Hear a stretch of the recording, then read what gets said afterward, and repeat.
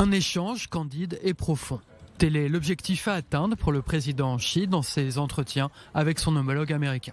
Le but affirmé de cette première rencontre en personne depuis l'arrivée de Joe Biden à la Maison-Blanche est la gestion des conflits actuels par les deux premières puissances mondiales, que ce soit la question de Taïwan ou celle des liens commerciaux. Vous et moi avons eu un certain nombre de conversations franches et utiles au fil des ans, et également depuis que je suis devenu président. Vous avez eu la gentillesse de m'appeler et de me féliciter, et je vous ai également félicité. Et je crois que rien ne remplace cependant des discussions face à face. Les deux hommes se connaissent, leur première rencontre remonte à 2011, un an avant le début du premier mandat de Xi Jinping. Mais le président chinois suggère d'aller plus loin dans le temps et de tirer les leçons de l'histoire.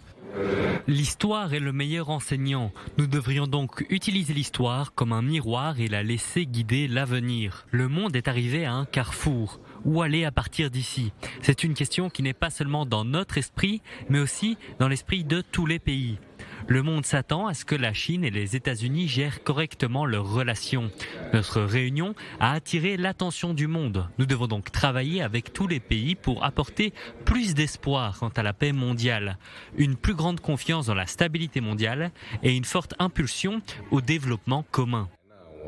Selon son entourage, Joe Biden espère mettre en place des garde-fous dans les relations avec la Chine et évaluer comment éviter les lignes rouges qui pourraient pousser les deux plus grandes économies du monde dans un conflit. La question la plus sensible est celle de Taïwan, la démocratie autonome revendiquée par la Chine.